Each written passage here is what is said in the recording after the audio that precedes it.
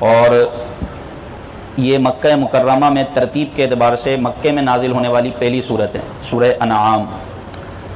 انعام عربی میں کہتے ہیں مویشیوں کو، جانوروں کو۔ اس صورت کا نام انعام اس مناسبت سے رکھا گیا کہ اس صورت میں ان مشرکین کا رد کیا گیا جو اپنے مویشیوں میں بتوں کا حصہ دار ٹھہراتے تھے، اور خود ہی چند جانوروں کو اپنے لیے انہوں نے حلال اور چند جانوروں کو اپنے لیے حرام کر لیا تھا۔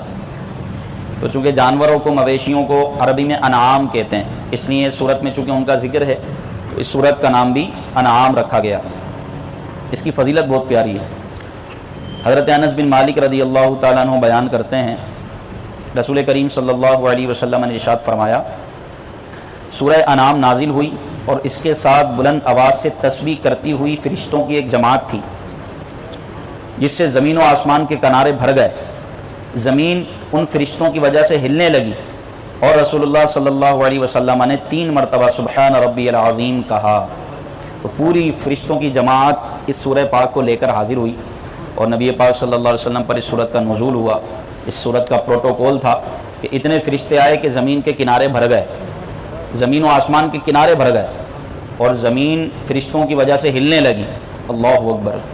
تو اس سورہ مبارکہ کا یہ اعزاز تھا۔ اس کا مضمون جو اس میں بیان کیا گیا ہے وہ یہ ہے کہ اس میں اسلام کے بنیادی عقائد، جیسے اللہ تعالیٰ کے وجود، اس کا ایک ہونا، اس کی صفات اور اس کی قدرت کو انسان کی اندرونی اور بیرونی شہادتوں سے ثابت کیا گیا ہے۔ وحی اور رسالت کے ثبوت اور مشرکین کے شبہات کے رد پر عقلی اور حسی دلائل پیش کیے گئے ہیں۔ مرنے کے بعد دوبارہ زندہ کیے جانے پر دلائل اس میں پیش کیے گئے۔ زمین میں گھوم پھر کر سابقہ لوگوں کی اجڑی بستیاں، ویران گھر اور ان پر کیے ہوئے اللہ کے عذاب کے آثار دیکھ کر ان کے انجام سے عبرت حاصل کرنے کی ترغیب دلائی گئی۔ جانور ذبح کرنے اور ذبح شدہ جانور کا گوشت کھانے کے احکام اس سورہ مبارکہ میں بیان کیے گئے، اور اپنی طرف سے حلال جانوروں کو حرام قرار دینے کا رد کیا گیا۔ جو حرام وہ ہے جس کو شریعت نے حرام کیا، حلال وہ ہے جس کو شریعت نے حلال کیا۔ اسی طرح والدین کے ساتھ احسان کرنے، ظاہری اور باطنی بے حیائیوں سے بچنے، تنگدستی کی وجہ سے اولاد کو قتل نہ کرنے اور کسی کو ناحق قتل نہ کرنے کا حکم دیا گیا۔ حضرت ابراہیم علیہ السلام اور ان کی قوم کا واقعہ اس صورت کے آخر میں بیان کیا گیا، اور آخر میں قرآن اور دین اسلام کی فضیلت کو بیان کیا گیا۔ تو یہ اس سورہ مبارکہ میں جو مضامین تھے وہ میں نے بیان کیے۔ نبی پاک صلی اللہ علیہ وسلم کو اللہ پاک نے نبوت سے سرفراز فرمایا۔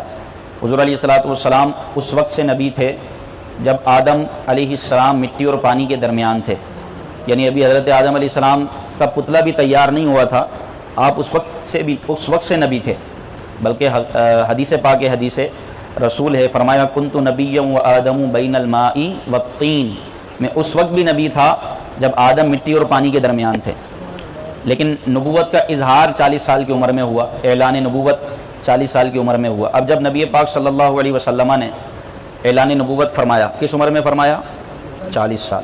اس سے پہلے کی جتنی عمر ہے وہ عمر مبارکہ نبی پاک صلی اللہ علیہ وسلم کا حسن اخلاق، کردار، حضور علیہ والسلام کی امانت داری، دیانت داری، راست گوئی، شفقت، رحمت، عدل و انصاف، عفو و درگزر پر مبنی ہے۔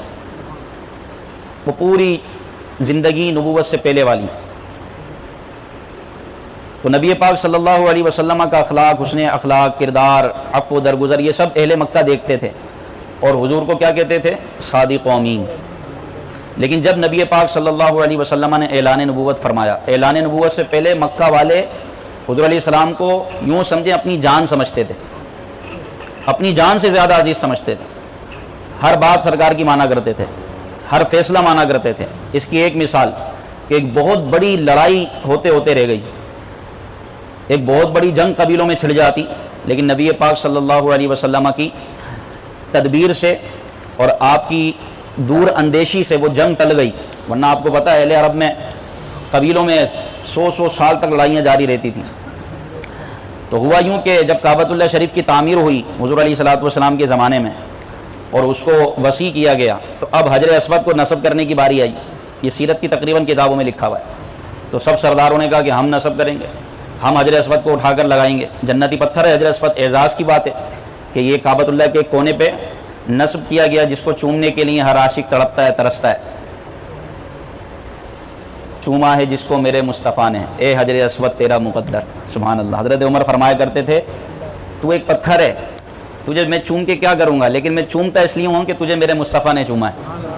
حالانکہ حجر اسود جنتی پتھر ہے۔ مولا علی ادھر کھڑے ہوئے تھے، حضرت علی نے فرمایا اے عمر یہ کیا کہہ رہے ہو، یہ وہ پتھر ہے کہ یہ اپنے چومنے والوں کی شفاعت کرے گا، قیامت کے دن اس کی ایک زبان ہوگی، دو آنکھیں ہوں گی، یہ اپنے چومنے والوں کی شفاعت کرے گا۔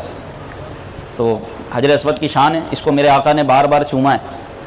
اچھا، پھر یہ ایک جنتی پتھر ہے اور سب کے نزدیک اس کی عزت احترام مسلم تھا، تو ہر ایک قبیلے کی یہ چاہت تھی کہ ہمارا قبیلہ آگے بڑھے اور ہمارے قبیلے کے سردار جو ہے وہ حجر اسود کو کعبۃ اللہ کے کونے پہ نصب کریں۔ اب ہر قبیلہ آگے آ گیا، یہاں تک کہ بات اتنی بگڑ گئی تلواریں نکالنی، تلواریں نکال آئیں۔ انہوں نے یہ فیصلہ کیا کہ ہم اس کو کل پر مؤخر کرتے ہیں، کل جو شخص سب سے پہلے حرم میں آ گیا اس کی بات مانی جائے گی اور وہی حجر اسود کو نصب کرے گا۔ سب نے کہا ٹھیک ہے کل دیکھتے ہیں۔ جب صبح ہوئی دیکھا تو نبی پاک صلی اللہ علیہ وسلم سب سے پہلے وہاں موجود تھے، تو سب نے کہا ہم تو ان کو ویسی صادق و امین کہتے ہیں، ہم ان کی بات مانیں گے۔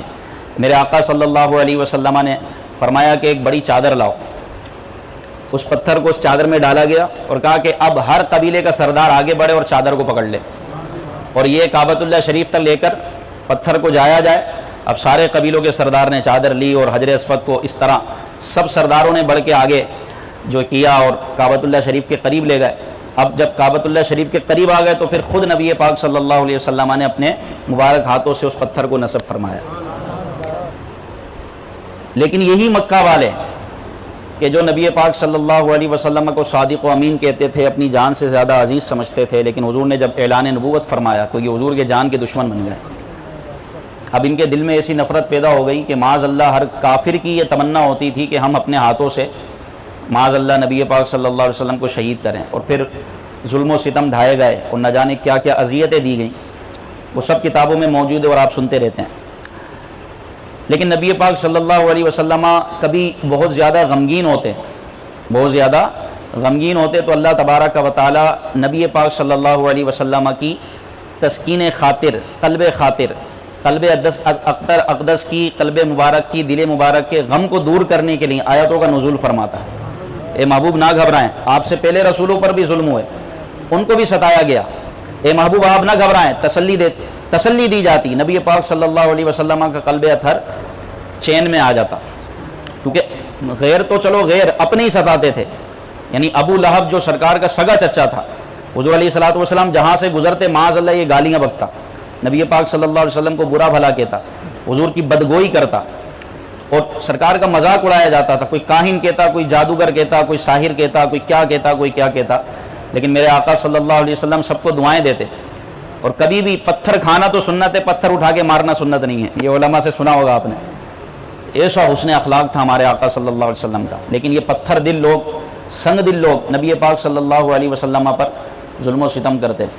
اب ایک موقع پر بالخصوص کفار قریش کے 5 اشخاص تھے جو نبی پاک صلی اللہ علیہ وسلم کا مذاق اڑانے میں، حضور کو اذیت دینے میں اور حضور کو تکلیف دینے میں کوئی کسر نہیں چھوڑتے تھے۔ وہ 5 افراد کون تھے؟ نمبر 1 عاص بن وائل، دوسرا اسود بن عبد یغوث، دوسرا حارث بن قیس، اسی طرح اور ان کا جو سب سے بڑا افسر تھا وہ تھا ولید بن مغیرہ مخزومی۔ یہ 5 افراد، عاص بن وائل، اسود بن مطلب، اسود بن عبد یغوث، حارث بن قیس اور ولید بن مغیرہ، یہ 5 ازلی بدبخت تھے، کافر تھے، اور نبی پاک صلی اللہ علیہ وسلم کی بدگوئی کیا کرتے تھے۔ حضور جہاں سے گزرتے یہ مذاق اڑاتے اور بھپتیاں کستے، تکلیفیں دیتے، اذیتیں دیتے، یہ بہت آگے ہوا کرتے تھے۔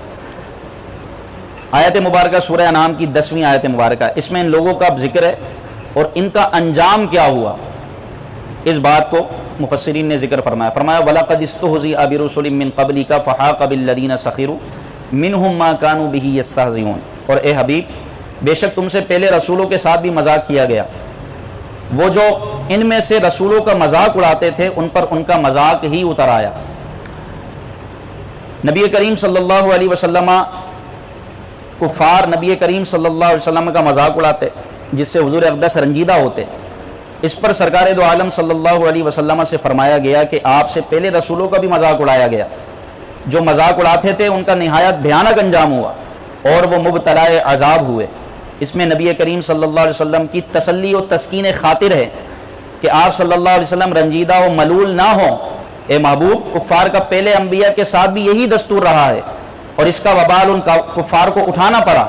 نیز اس میں مشرکین کو بھی تنبیہ ہے کہ وہ پچھلی امتوں کے حال سے عبرت حاصل کریں اور نبی کریم صلی اللہ علیہ وسلم کے ساتھ ادب کا طریقہ ملحوظ رکھیں تاکہ پہلوں کی طرح مبتلا عذاب نہ ہوں۔ اب یہ پانچوں لوگ، ان کا بطور خاص اس آیت مبارکہ میں مفسرین نے ذکر فرمایا۔ اس آیت کے تحت فرمایا کہ یہ لوگ نبی پاک صلی اللہ علیہ وسلم کو بہت ایذا دیتے تھے اور آپ صلی اللہ علیہ وسلم کا مذاق اڑایا کرتے۔ اسود بن مطلب کے خلاف حضور اقدس صلی اللہ علیہ وسلم نے دعا کی کہ یا رب اس کو اندھا کر دے۔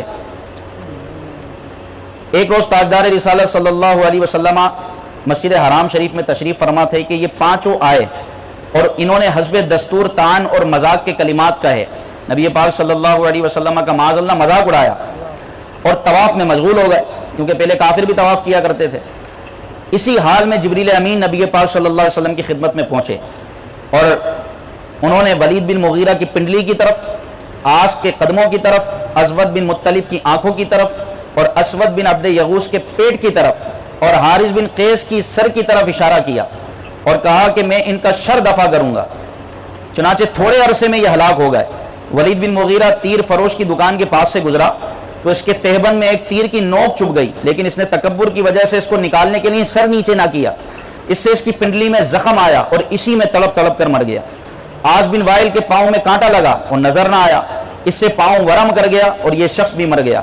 اسود بن مطلب کی آنکھوں میں ایسا درد ہوا کہ دیوار میں سر مارتا تھا اور اسی حالت میں تڑپ تڑپ کے مر گیا اور یہ کہتا ہوا مرا کہ مجھ کو محمد صلی اللہ علیہ وسلم نے قتل کیا۔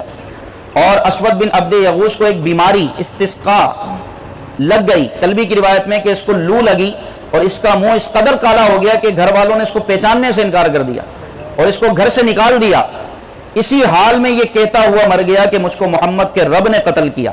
اور حارث بن قیس کی ناک سے خون اور پیپ جاری ہوا اور وہ اسی میں ہلاک و برباد ہو گیا۔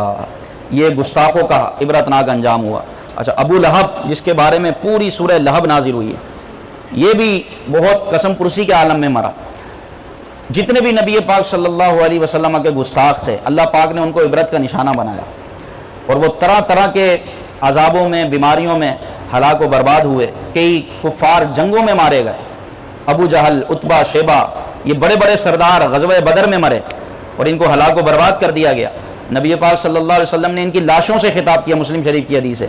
اس نے فرمایا ابو لہب، اے ابو جہل، اے عتبہ، اے شیبہ، کیا تمہیں اللہ کا وعدہ نہ پہنچا؟ کیا تمہیں اللہ کا وعدہ پہنچ گیا؟ آج اللہ نے اپنا وعدہ سچا کر دکھایا۔ تو تاریخ پوری آپ پڑھیں، پوری سیرت اور پوری ہسٹری پڑھیں، جو جو گستاخ رسول تھا سب دردناک انجام کو پہنچے اور اللہ پاک نے سب کو عبرت کا نشان بنا دیا اور حضور علیہ الصلوۃ والسلام کے گستاخوں کو زمانے کے سامنے رسوا کر دیا۔ اسی لیے آپ فرماتے ہیں مٹ گئے، مٹتے ہیں، مٹ جائیں گے اعداء تیرے۔ اعداء مانے دشمن۔ یا رسول اللہ، مٹ گئے، مٹتے ہیں، مٹ جائیں گے اعداء تیرے، نہ مٹا ہے نہ مٹے گا کبھی چرچا تیرا۔ ورفعنا لکا ذکرک کا ہے سایہ تجھ پر، ذکر ہے اونچا تیرا، بول ہے بالا تیرا۔ حضور کا ذکر تا قیامت تک جاری رہے گا، کیونکہ اللہ فرماتا ہے وَلَلْآخِرَةُ خَيْرٌ لَكَ مِنَ الْأُولَىٰ، اے محبوب ہر آنے والی گھڑی پچھلی سے بہتر ہوگی۔ نبی پاک صلی اللہ علیہ وسلم کی شان میں پوری سورہ دحا نازل ہوئی، وَالضُّحَىٰ وَاللَّيْلِ إِذَا سَجَىٰ، یہ پوری سورت آپ کی نعت ہے اور اس میں ایک آیت مبارکہ فرمایا وَلَسَوْفَ يُعْطِيكَ رَبُّكَ فَتَرْضَىٰ، ان قریب اے محبوب ہم آپ کو اتنا دیں گے آپ راضی ہو جائیں گے۔ جب یہ آیت جبریل امین لے کر نازل ہوئے کہ یا رسول اللہ، اللہ پاک نے آپ پر یہ نازل فرمائی کہ اے محبوب ان قریب آپ کا رب آپ کو اتنا دے گا کہ آپ راضی ہو جائیں گے۔ دیکھو میرے آقا کی امت سے محبت، میرے آقا فرماتے ہیں جبریل میں اس وقت تک راضی نہ ہوں گا جب تک کہ اپنے ایک امتی کو جہنم سے نکال کر جنت میں داخل نہ کر لوں۔ کیسی محبت تھی آقا کو، میں اس وقت تک راضی نہیں ہوں گا کہ میرا کوئی امتی جہنم میں جل رہا ہو اور میں اپنے ممبر پہ بیٹھا ہوں، بلکہ اس کو اپنی شفاعت کے ذریعے جہنم سے نکال کے جنت میں داخل کروں گا۔ یہ شان ہے ہمارے آقا کی۔ پھر آگے فرمایا وَلَلْآخِرَةُ خَيْرٌ لَكَ مِنَ الْأُولَىٰ، ہر آنے والی گھڑی پچھلی گھڑی سے بہتر ہوگی، ہر روز ذکر مصطفیٰ میں اضافہ ہوگا، رفعت مصطفیٰ میں اضافہ ہوگا، آپ کے درجات بڑھتے رہیں گے۔ علماء مفسرین اس آیت کے تحت فرماتے ہیں میرے آقا بھی جنت میں بھی حضور علیہ الصلوۃ والسلام کے درجات بڑھتے رہیں گے، کیونکہ اللہ پاک فرماتا ہے کہ ہر آنے والی گھڑی اے محبوب تمہاری پچھلی سے بہتر ہوگی، جنت میں بھی درجات بڑھتے رہیں گے۔ تو مٹ گئے مٹتے ہیں مٹ جائیں گے اعداء تیرے، نہ مٹا ہے نہ مٹے گا کبھی چرچا تیرا۔ تو اپنے نبی سے ٹوٹ کر محبت کریں، ایسی محبت کریں جو صحابہ نے کی ہے۔ ان کی محبت کی طرح تو ہم کر نہیں سکتے، وہ دلیلیں نہیں مانگا کرتے تھے۔ اللہ نے ایسا فرمایا، کس کتاب میں لکھا ہے؟ کہ قرآن میں آیا، حدیث میں آیا، نبی پاک صلی اللہ علیہ وسلم گیسو ترشوائیں تو ایک بال بھی نیچے نہ گرے تو صحابہ کے ہاتھوں پر گرے۔ بخاری ہے، آپ پڑھیں بخاری شریف، حضور جب کلی فرمائیں صحابہ وہ پانی اپنے ہاتھوں میں لے کر اپنے جسموں پہ چہروں پہ مسلنے ہیں۔ حضور علیہ الصلوۃ والسلام کے بال کو لینے کے لیے جھگڑا کریں، یہ محبت تھی صحابہ کرام علیہم رضوان کی۔ انہوں نے کسی نے نہیں بولا یہ قرآن میں آیا، حالانکہ قرآن میں حکم تھوڑی ہے کہ میرے محبوب جب بال ترشوائیں تو ہاتھوں میں لینا۔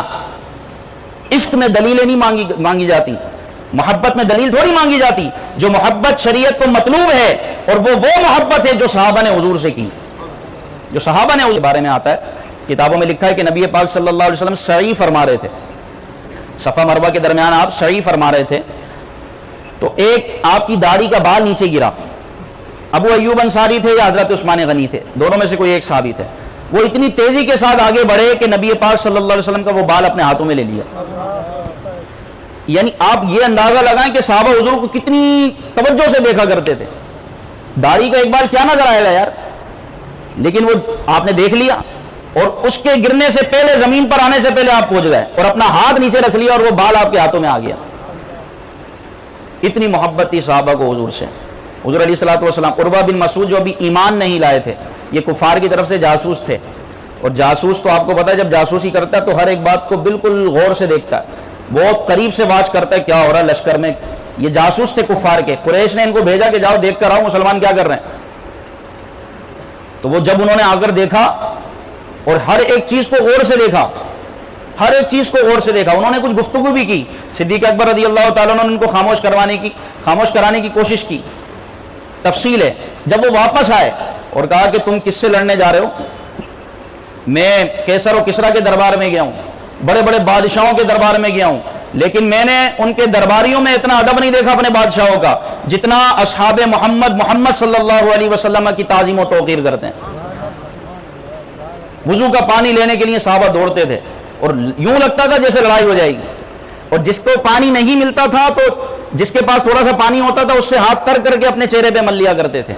حضور علیہ الصلوۃ والسلام نماز فجر پڑھ کے باہر نکلتے، مدینے کے چھوٹے چھوٹے بچے دروازے پر کھڑے ہو کر پانی لے کر کھڑے ہوا کرتے تھے، شدید سردی ہوا کرتی تھی، لیکن نبی پاک ان کی دل جوئی کے لیے اپنی انگلیاں پانی میں ڈبو دیا کرتے تھے، اور وہ تبرک سمجھ کر اس پانی کو اپنے بیماروں کو پلایا کرتے تھے، اللہ بیماروں کو شفا عطا فرما دیا کرتا تھا۔ یہ شان ہے ہمارے آقا صلی اللہ علیہ وسلم۔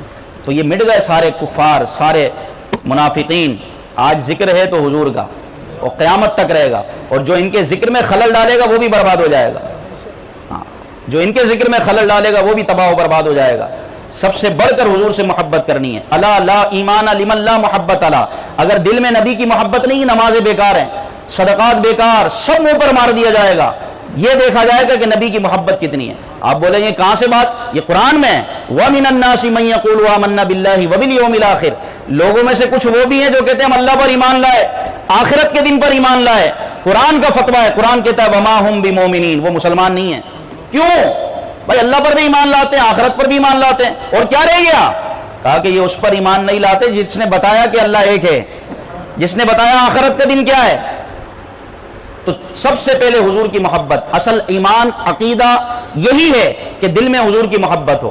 اب نمازیں بھی قبول ہیں، عبادت بھی مقبول ہے، روزے بھی مقبول ہیں، تراویح بھی قبول ہے۔ جس دل میں نبی کی محبت نہیں، وہ خالی ویران گھر کی طرح ہے، وہ ویران قبر کی طرح ہے، وہ اندھیری قبر کی طرح ہے۔ اپنے دلوں کو حضور کی محبت سے آباد کیجئے، پھر نمازوں میں بھی مزہ آئے گا، ذکر و درود میں بھی مزہ آئے گا۔